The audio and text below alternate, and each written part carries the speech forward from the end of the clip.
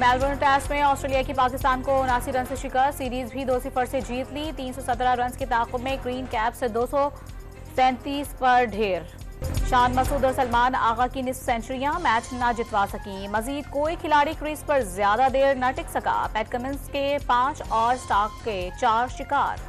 आइंदा इंतखाबात के नतीजे में पाकिस्तान की किस्मत बदलेगी। पाकिस्तान को आगे लेकर जाएंगे। शहबाज शरीफ की खालिद मकबूल सिद्दीकी के साथ मुश्तरका news conference.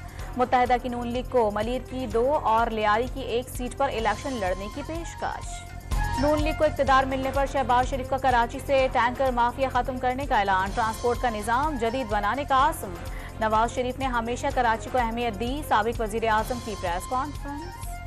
Islamabad high court का जेल हुक्काम की निगरानी में बैरिस्टर गौहर की बानी पीटीआई से मुलाकात करवाने का हुक्म। खौफनाक निज़ाम चल रहा है कि मशावरत की इजाज़त नहीं।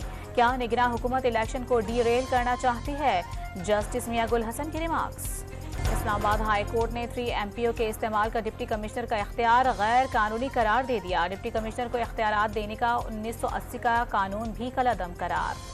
NA 127 से बिलावल भुट्टो के कागजात नामजदगी पर फैसला महफूज। कानूनी टीम ने नामजदगी फार्म में पीपल्स पार्टी पार्लियामेंटेरियंस लिखना इंसानी गलती करार दे दिया।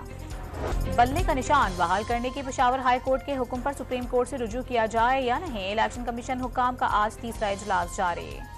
कराची के इलाके कोरंगी इंडस्ट्रियल एरिया की तौलिया फैक्ट्री में लगी आग पर काबू ना पाया जा सका। 7 गाड़ियां आग बुझाने में मसरूफ। खुजदार में कौमी शाहराह पर तेज रफ्तार वैन पेट्रोल से भरी गाड़ी में जा घुसी। हादसे के बाद दोनों गाड़ियों में आग लग गई।